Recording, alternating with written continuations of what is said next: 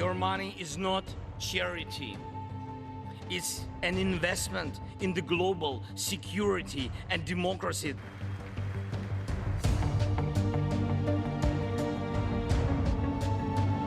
This year has brought so much needless suffering and loss to the Ukrainian people. I want you to know that all the people of Ukraine to know as well. The American people have been with you every step of the way, and we will stay with you. As for the Patriot system delivered to Ukraine, it's not as effective as our S-300 system. At least 2 lakh people have been killed in the Russia-Ukraine war that has been on for over 300 days. And for the first time, Russian President Putin referred to the Ukraine conflict as war and not a special military operation. Speaking to reporters in Moscow, Putin said, and I quote, "Our goal is not to spin the flywheel of military conflict, but on the contrary, to end this war. We will seek to make sure that it all ends, and the sooner, the better." End of quote. His remarks came soon after Ukrainian President Zelensky's visit to the US. Returning from that trip, Zelensky wrote on Telegram, and I quote, "We are coming back from Washington with good results." End of quote. The Biden administration has announced another $2 billion in military aid for Ukraine, including a Patriot missile system. President Putin said Russia will find a way to counter this missile, also adding that it would not help in settling the conflict. The United States is taking Putin's comments on ending the war with skepticism. White House spokesman John Kirby said Putin had shown absolutely zero indication that he's willing to negotiate and end the war. Meanwhile, Russia has threatened to slash oil production by 5 to 7% in early 2023 to counter price caps rolled out by Western countries. The warning sent global oil prices surging upwards in anticipation of a drop in supply. Let me now go across to John Spencer, Chair of Urban Warfare Studies at Madison Policy Forum, Mark Cancian, Senior Fellow at Center for Strategic and International Studies, and we're also joined by Ambassador Rakesh Sood. Thank you very much, gentlemen, for joining us. John Spencer, if I can begin with you. The US clearing the Patriot air defense system for Ukraine at this juncture in the war, how will it really help Ukraine against the Russian missile attack? Well, it's one of the most advanced air defense systems in the world, and it will put a umbrella over parts of like capital city Kyiv and prevent Russia from its current tactic of terrorism, striking civilians and civilian infrastructure, putting everybody under fear. That missile system also integrates with the other systems that are already on the ground. So it just increases the integrated air defenses that Kyiv or Ukraine, parts of Ukraine will have, and limit Russia's current strategy since it can't win on the battlefield. Right.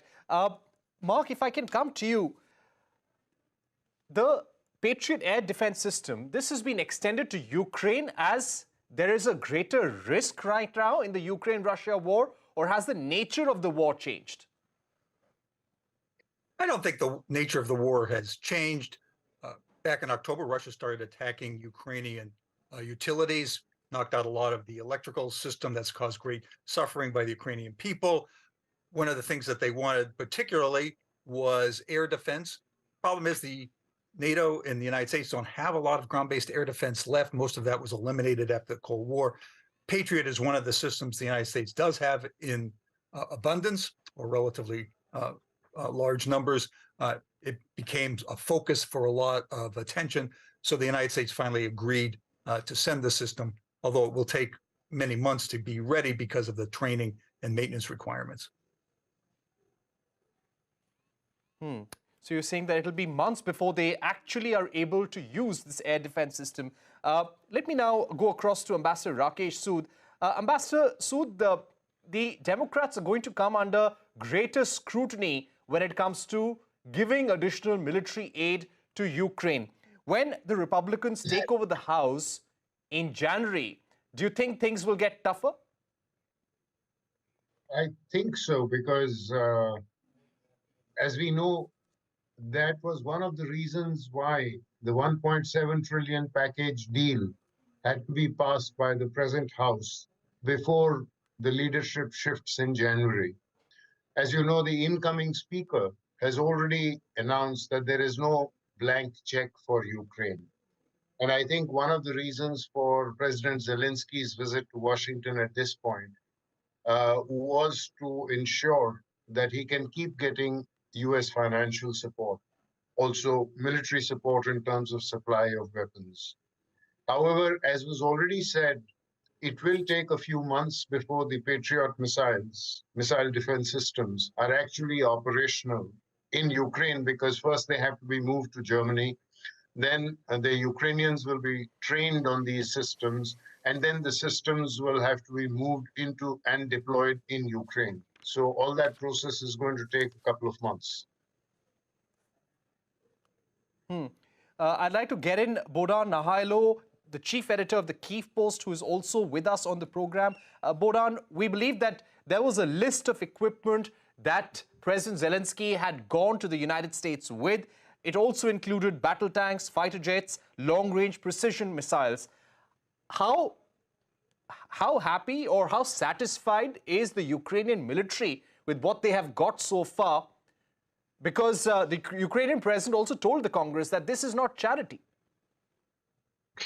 Look, I think it's very important to present this properly. I mean, Zelensky didn't go You're on with a mute, vacuum cleaner to get as much as he could and to beg and to ensure that more weapons are coming. Remember, he's also asking for weapons from major European allies, not just the US. This is a concerted effort to support Ukraine. I think he came away in a very good mood. Look, the reception he got in Congress from Biden himself, his own successful speech, which went down very well. He was compared to Churchill, for example. I think this is as good as Zelensky could have expected, even better. Certainly in Ukraine, it's been highlighted as, you know, the best Christmas, New Year's gift that could have come. This unambiguous expression of US and Euro-Atlantic support for Ukraine as it begins a new year. Let's remember 300 plus days of war, right? Almost 11 months. Who would have given Ukraine much of a chance in the first days? And yes, it's not only held its own, it's fighting back, and now it has the very strong shoulders of its democratic allies in the West, unlike those who sit on the fences and preach and teach us how to make peace at Ukraine's expense. Right. Mark, if I can come back to you, there has also been a bit of divided opinion within the United States about giving additional equipment, such as fighter jets, battle tanks, long-range precision missiles. Do you think it's important for the United States to extend some more lethal weaponry to Ukraine at this point so that it can gain a strong advantage, maybe stop Putin from advancing this war and come to the negotiating table? Well, the most important thing is that the United States continue its level of military aid, in fact, aid across the board, to Ukraine. President Biden pledged to do that. Congress has just passed this package, this $1.7 billion package, which includes $45 billion for Ukraine. So this aid across the board, ammunition, weapons, munitions, and just day-to-day.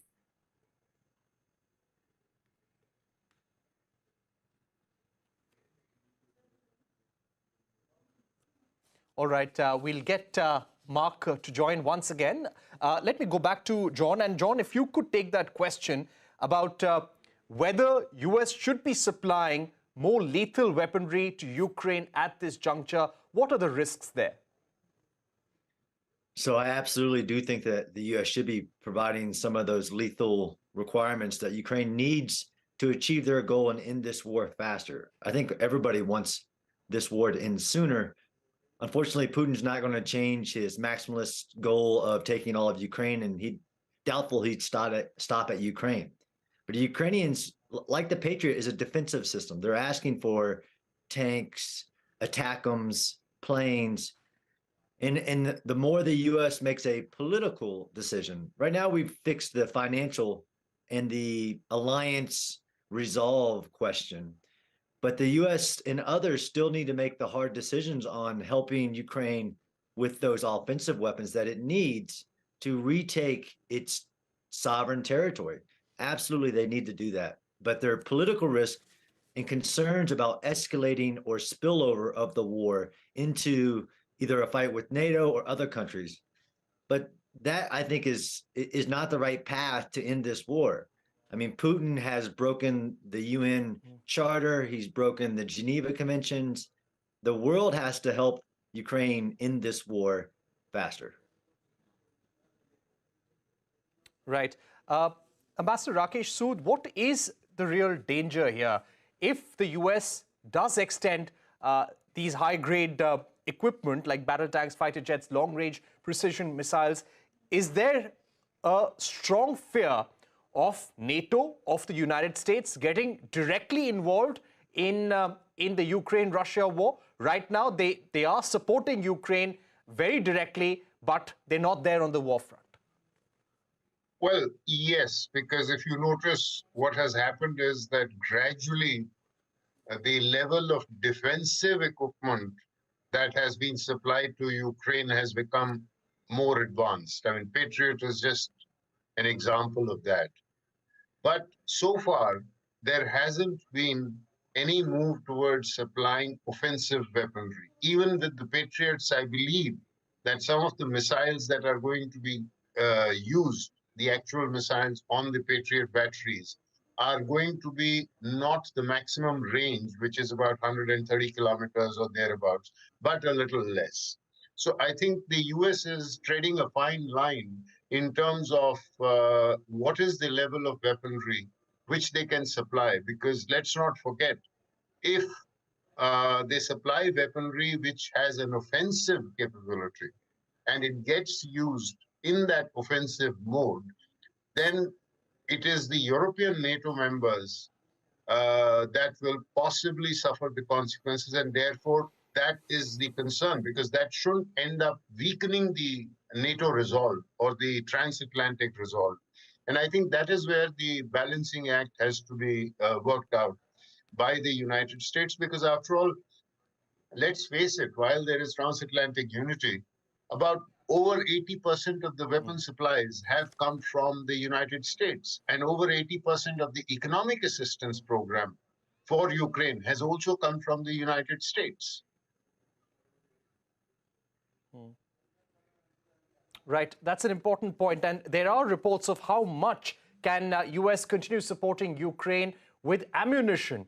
That is also something we'll have to see in the days to come. But Bohdan, if I can come to you, we've also been reading reports how the Russians are trying to change the topography. They're trying to build a new city in Mariupol as well.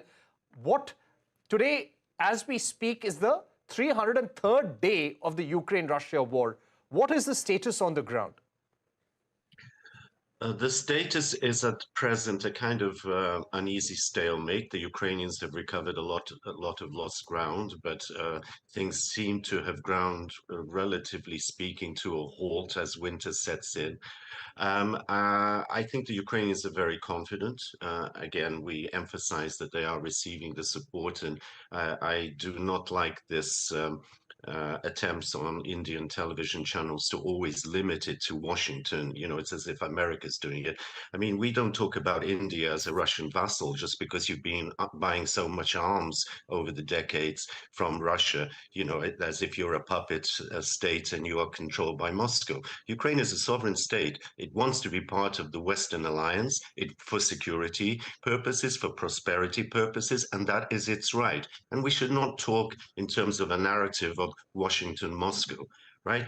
And also, the other thing that you're not mentioning is the close military cooperation intensifying day by day with Iran, which is, you know, a major dangerous state in the Middle East, and now is clearly siding with Moscow. Moscow is taking its arms from where? From North Korea and from Iran. That tells you something. It's a rogue state. Even China doesn't want to be so closely associated. You noticed that the messages from the Chinese leader when Medvedev, the former president, was in Beijing just a few days ago, is that we want peace, we want a settlement, whereas Medvedev is calling for the obliteration of the Ukrainians as a nation, never mind the state. They're talking about wiping us out, as Hitler did talk about the Jews, wiping us out as a people, that we don't deserve a right to exist as a people. Imagine India, if former British colonists were telling you that who are you Indians? We gave you everything. We gave you administration, English language, etc. You have no right to exist. I think you'd be insulted and you would fight to the very bitter end. This is what the Ukrainians are doing. Please understand this properly. Thank you very much, America. Thank you, Europe. But we are fighting this battle with Ukrainian soldiers, with Ukrainian lives, and with the help of Western finances and weapons, which are so important to us. Had the West listened to us earlier and closed the skies last March, last April, we wouldn't be in this situation, and the West wouldn't have been dragged in to the extent it has been. The Ukrainians are quite capable of carrying the fight to Russia. As we see, they're doing it very successfully, and we are poised in the early part of next year to regain more territory and to take back more territory. If I can take that point to Ambassador Rakesh Sood. Ambassador Sood, the chief editor of the Kyiv Post had a very important point there, that this is not just about the United States, it's not just about Europe, other countries need to pitch in. India now has a very important role. Parikshit, I heard what he said. And while I respect the courage of the Ukrainian forces and the Ukrainian people, I speak as an independent expert. I'm not speaking as an Indian here. So let me make it once more very clear.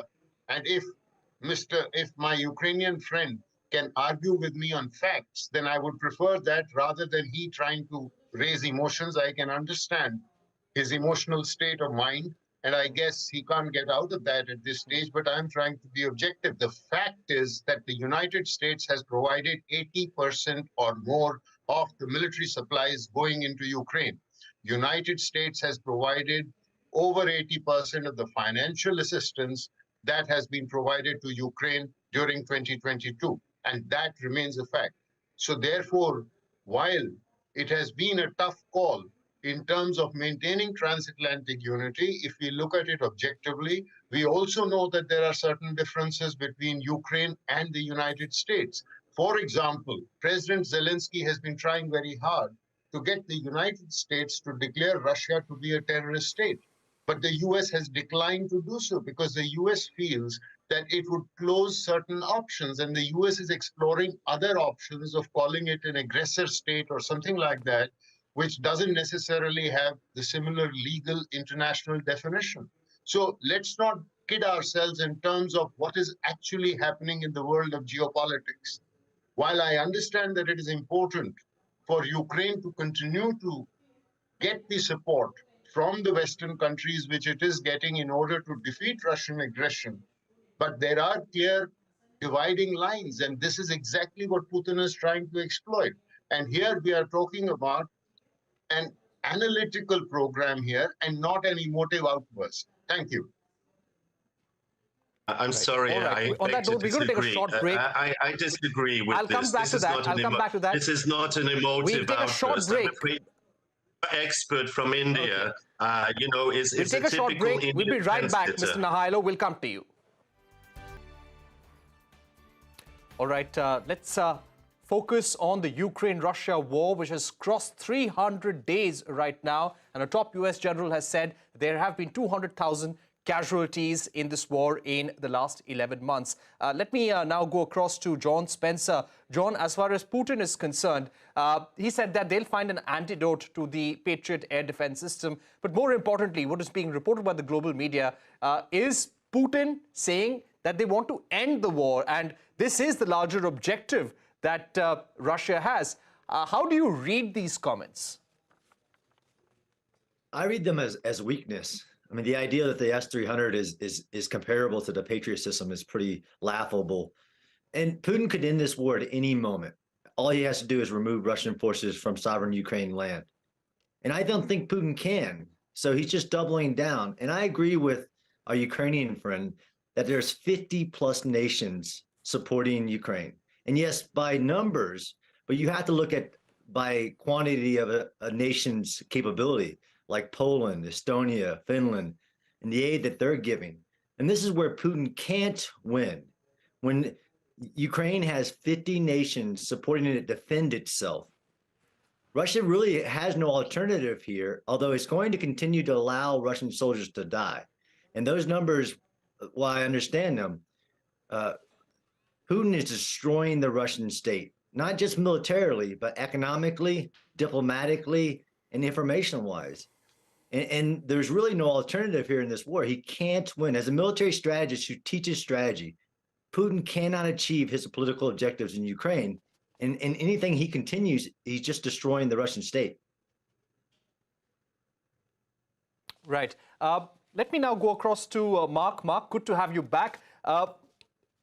Russia is also likely to hit back by cutting back on oil and gas production to try and disrupt the global energy supply in response to the oil price cap. What are the tools, apart from the military action in Ukraine, that Russia could deploy in the next few months to put pressure on the West? I'm sorry, could you say that again? So, Mark, in January, it's quite possible, and this is what Russia is indicating, that they will be cutting back on oil and gas production in response to the oil price cap that the West has agreed upon. What are the tools that Putin has at his disposal in order to pressurize the West and Ukraine? Yes. Well, Putin's strategy is to outlast the Ukrainians. He hopes that the Europeans will buckle. That is the combination of high energy prices, inflation, recession will cause the peace parties in Europe and the United States to demand negotiations and an in-place ceasefire, which would be, in effect, a Putin win, because he would retain the territory that he has already conquered. He has several tools at his disposal. Of course, oil and gas is the main tool, and he's been using that aggressively, squeezing supplies, increasing costs on the Europeans, and pushing them into an inflationary environment. The Europeans, though, have responded. They have large reserves of energy that will probably get them through the winter. People worry about maybe next winter, but that's a long way off. Lots can happen there. Putin has been trying to use diplomacy, of course, with neutral countries and trying to break sanctions that way. That's had a little success. He's also been trying to get weapons and support from other countries, and of course from Iran, North Korea have been the most visible in that respect. All right. Unfortunately, we've run out of time, but Bohdan Nahailo, Mark Cancian, John Spencer, Rakesh Sood, thank you very much for being with us here on Global Eye.